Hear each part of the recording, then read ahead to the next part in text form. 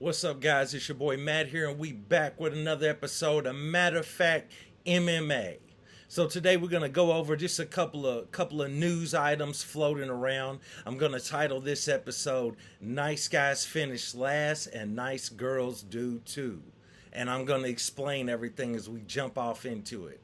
So before I get off into the main topic, one thing that's floating around now is Jake Paul and Nate Diaz are hitting the scene to try to go ahead and hype up their pro boxing fight.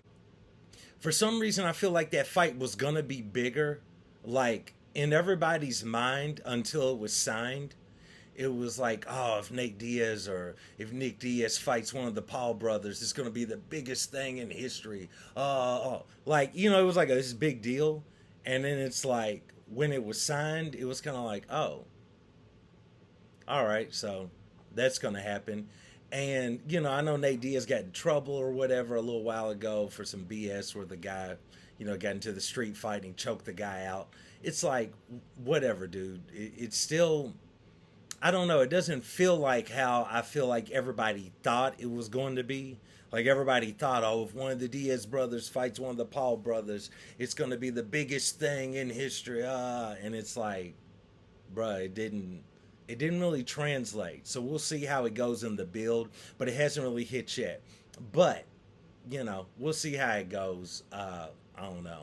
But let's get off into something it's been kind of building ever since Amanda Nunes retired. And it's kind of work that she's been putting in for like the last year, maybe year and a half, strongly. But she's kind of been doing it her whole career. But especially right now, let's get off into the whole Julianna Peña. Julianna Peña, we talking about the Venezuelan vixen and everything that's going on with Mayra Bueno, Silva, Roxanne Pennington. I mean, it's just like it's a lot going on. And, maybe a little bit of Amanda Nunes, it's a lot. So let's get into this. This is why I call this video Nice Guys Finish Last and Nice Girls Do Too. Let's get into it. When we're talking about mixed martial arts, when we're talking about combat sports, boxing, whatever, this is the deal. Your fighters who are able to step out there, like everybody wants to be nice, right? Like, everybody wants to be nice. Everybody wants to be the nice guy, nice girl. Everybody wants everybody to like them. Everybody wants to feel good and all of these things, right? That's normal. In my opinion, in combat sports, that's not necessarily the best thing. Now, there are different fighters who are nice guys, over the years, like your George Rush St. Pierre's. I'm trying to think, Wonder Boy, you got your, it seemed like Anderson Silva was regarded as a nice guy, a respectable guy. Jose Aldo seems to be pretty nice, pretty respectable. All of these different people, and while, and everybody I've named, they've had tremendous careers.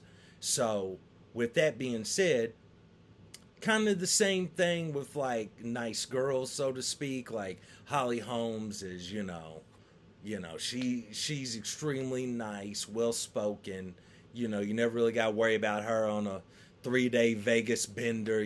Holly's drunk, staggering around. They catch her on TMZ camera. You know what I'm saying? That ain't gonna happen. But it's like, it's been a lot of them over the years. Valentina, she seems to be pretty nice. She can get a little rough when it comes to fight week. But outside of that, she's kind of seems to be like one of those salt of the earth kind of people type deals, right? But I believe when you're talking about combat sports, you look over in boxing, you got guys like Mickey Ward. Outstanding guy, outstanding character. Everybody loves Mickey Ward. You know what I'm saying? You've got guys that are really out there, but when it comes down to your people that weren't scared to rock the boat, that wasn't scared to call people out, that wasn't scared to, say what was on their mind or go against the grain or, not really go along with, what the flow of society or the flow, what everybody's talking about, whatever the case might be. you got to give it up to him. And so when I'm looking at mixed martial arts and I'm looking at the landscape and I see somebody like Julianna Peña who goes out there and, like, I've made a previous video about this. I'm not really a fan of her fighting that, not that much. I mean, it was great what she did to Amanda Nunes, and I think on her rise, when she was coming off the Ultimate Fighter, she was a savage during that time. And as she was building prior to her knee injury, she was doing really well. She comes back from her knee injury, it was a little rocky, but what I find to be very interesting is by just her talking and going against the grain, not trying to be a nice girl, not trying to make friends, not trying to have people in her corner, she has kind of bypassed all of these other women who are extremely good fighters. One might argue better fighters than what she is, more talented or more skilled. She's able to bypass all of them and go to the top of the division, whether you're talking about headlines, whether you're talking about making headlines, or you're talking about making fights. She's at the top of the bantamweight division. You know what I mean? And it's like, when you really think about that, you're like, how did it happen? I mean, she beat Amanda Nunes, so that's by far the crown jewel of all of her wins. But I mean, she lost to Valentina. She lost by submission to, Jermaine Durandamy. So I mean, it's like, her recent career doesn't really stand out outside of beating Amanda Nunes, which you got to give her props for that. But it doesn't really stand out like that. But when you really think about it, the thing that she's actually done is she's talked her way into a better position. And in my opinion, the fighters that do that, to me, a lot of the times, man, you can't really knock them. You can't really knock them for real. To a certain extent, it depends on how deep they go, how critical, what they say is. Is it being racist? Is it racial? Is it, going against someone's gender or religious beliefs? I don't agree with any of that stuff. But we talking about good old trash talk, like good old, hooping in the park on concrete, trash talk on blacktop. You know what I'm saying? Trash talk. You know what I'm saying? I mean, I don't really see no problem with that. Because, I mean, the best of the best, that's what they do. And I think a lot of the time that fuels them to go further. I made a previous video kind of discussing, what I felt about the Izzy Drickus situation, how I felt like Izzy was kind of going at Drickus, a little bit deeper, more so as a motivational tactic for himself, creating this world around these Drickus comments of, I hate this guy, I want to stop this guy, I want to show this guy. And it's like, I believe that those type of things propel people. But on the other side of the coin, you also have people that aren't at the top, that want to make it to the top, and they want their shot. They need the eyes. They want to be seen. You know what I'm saying? Like some people on this box that I'm speaking to you on right now.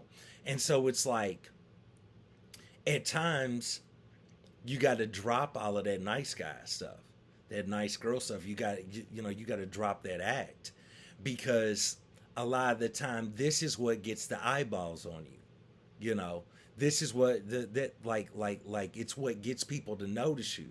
So when I see her out there and I'm looking at it, and I'm just gonna speak on real fast. When you look at her recent talk after Amanda Nunes retired, and she's talking about Amanda Nunes was scared of me, and I'm the actual bantamweight champion, and blah blah blah blah blah.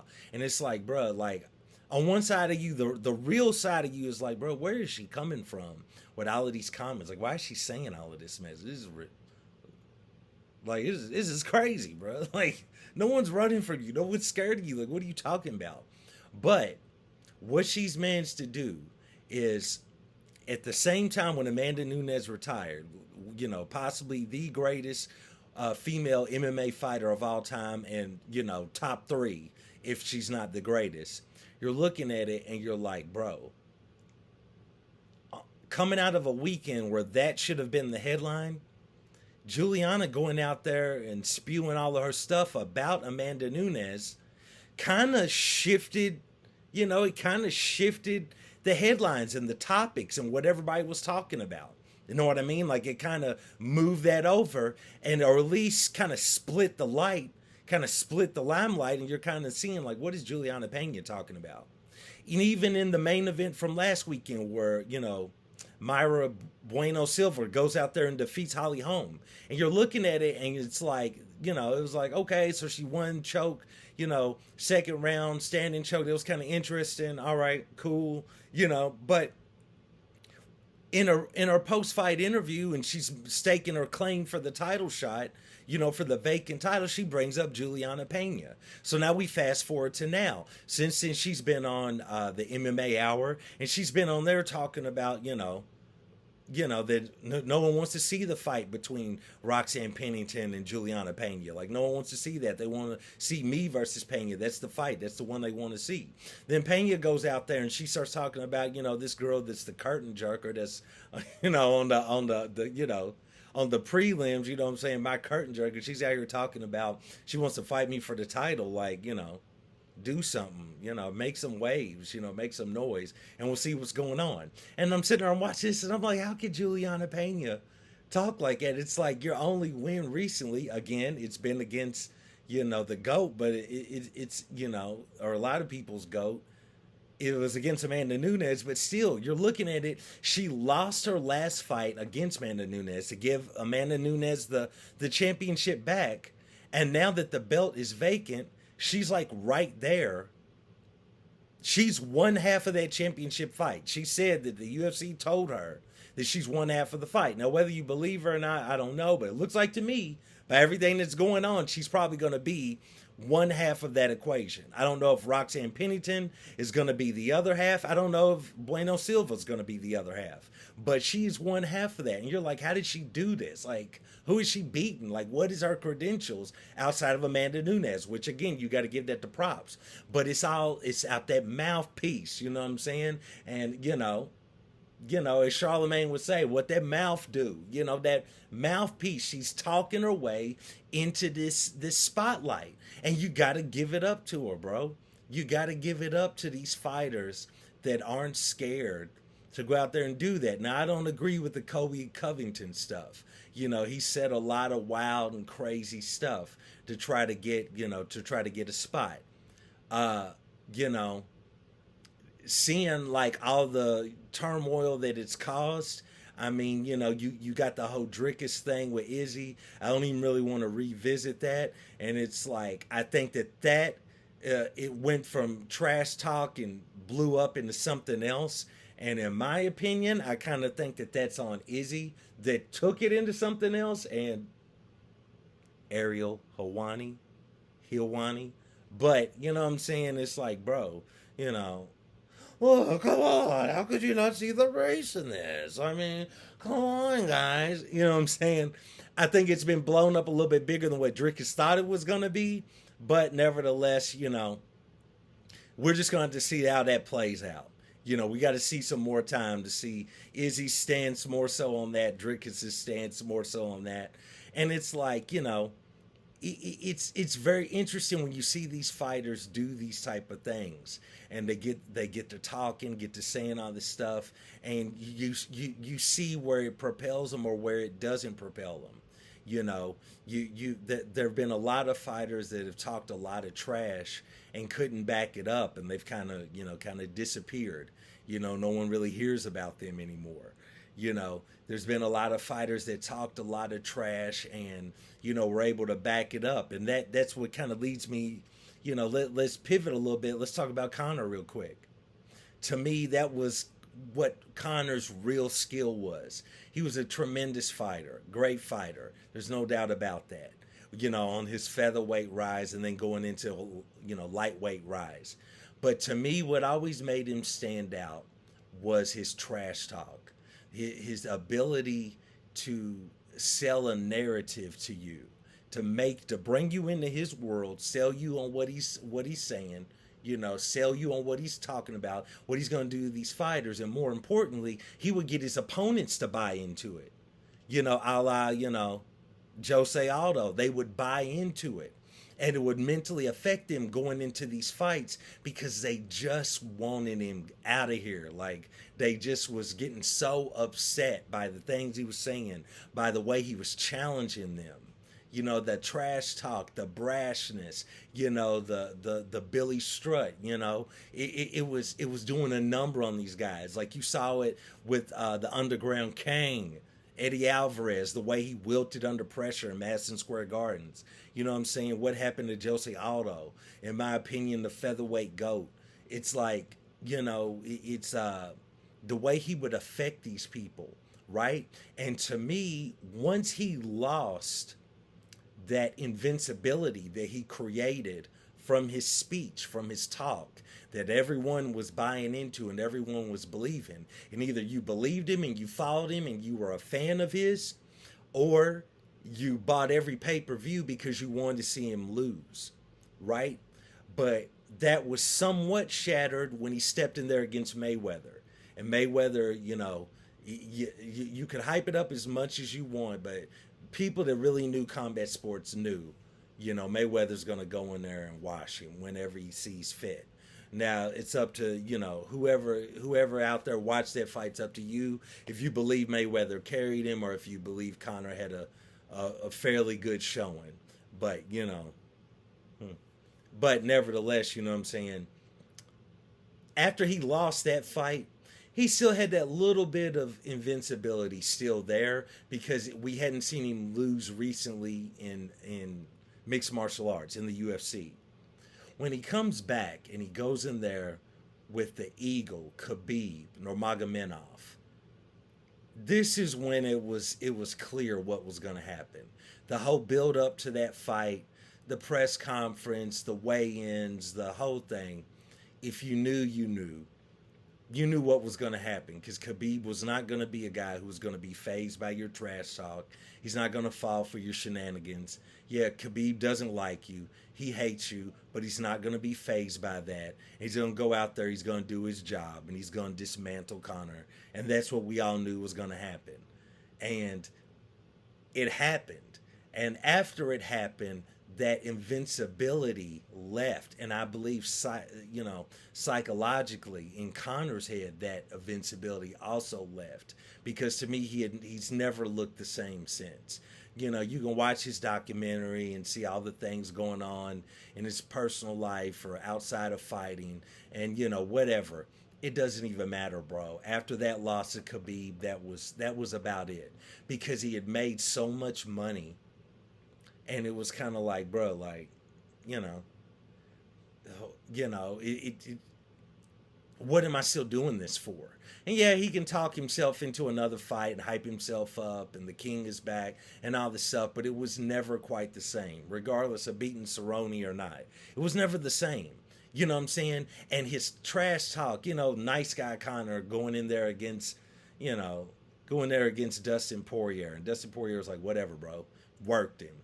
And then it's like, then bad guy Conor comes back and his whole leg broke. You know what I'm saying? His whole leg just wrapped around dude. I mean, it's like, bro, come on, man. It was like, it's just one of those things where it's like, you know, it's like, it was a wrap. And even though he was talking all this trash about Dustin and his wife while he's sitting there with his broke leg on the ground, at the end of the day, man, everybody knew right then. It was like, this is it for Conor. And he might come back and fight, but it don't matter, bro. I don't care who they put him in there with. It don't even matter. You know what I'm saying? It's never going to be the same. It'll be huge, but it'll never be the same. Because he can't talk us into believing that he's going to be the guy that he used to be.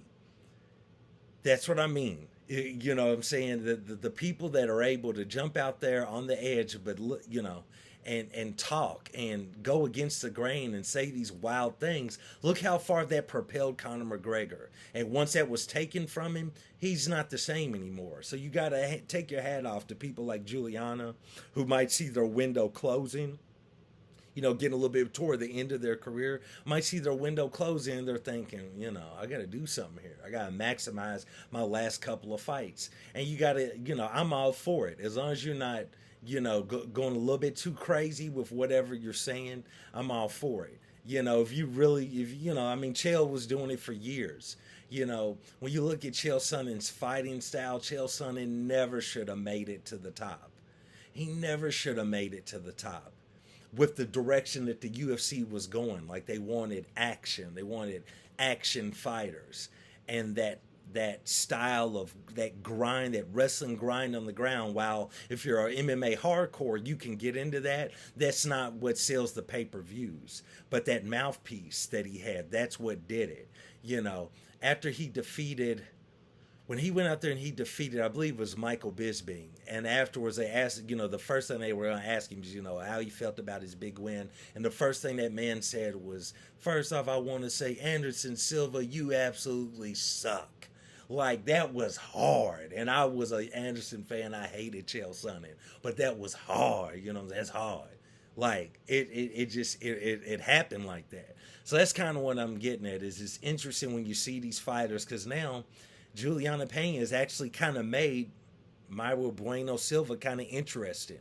Now that these two are kind of chirping back and forth, you're kind of like, all right, this is kind of interesting. Wouldn't mind seeing that fight, or at least I want to see who Silva's going to fight next. I want to see who Bueno Silva's going to fight next, just to see if she's going to win, they have a chance at Peña, if she's not going to get thrown into that title fight.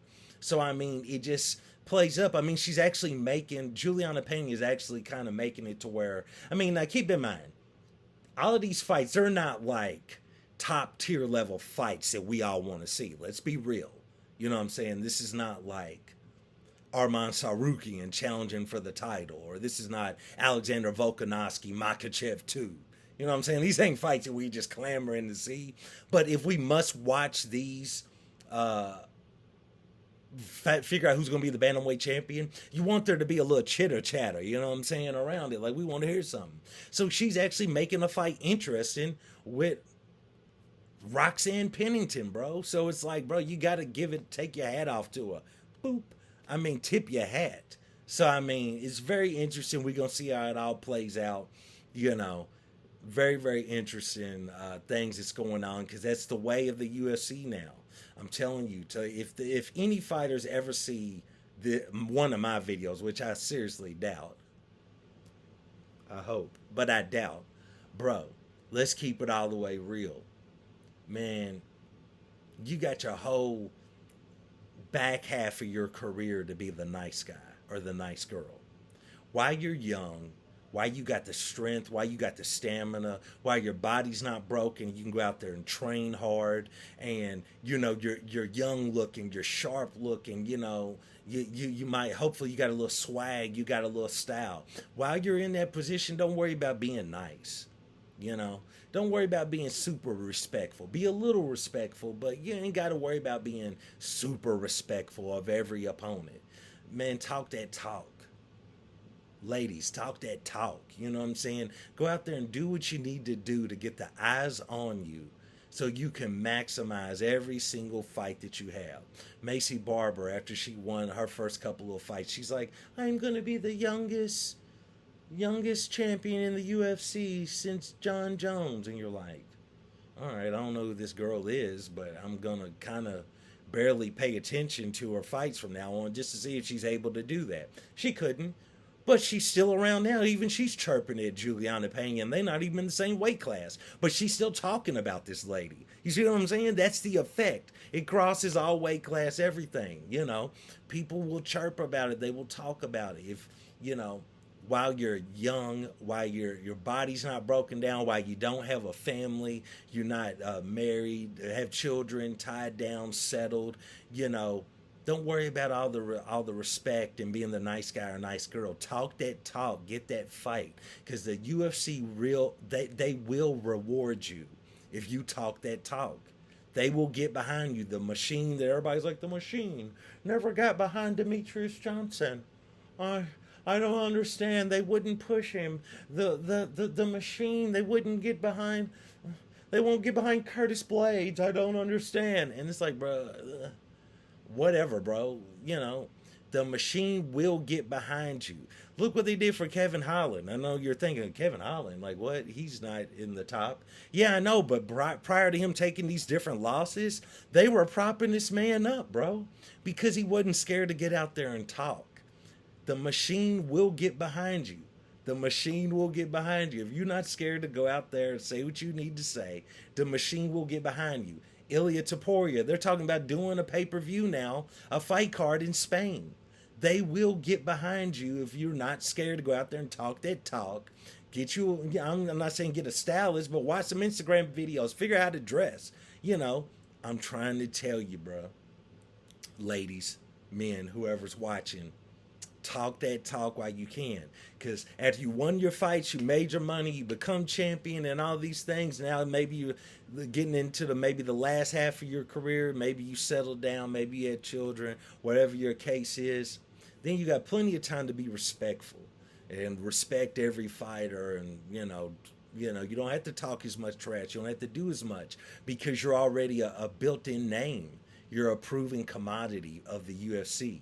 So it's just one to think about, you know what I'm saying? Your boy Matt over at Matter of Fact MMA. We over here giving you the mental game, kind of touching off into some other things that these other pundits might, a side of it they might not really give you. But nevertheless, I appreciate you guys for watching another video of Matter of Fact MMA.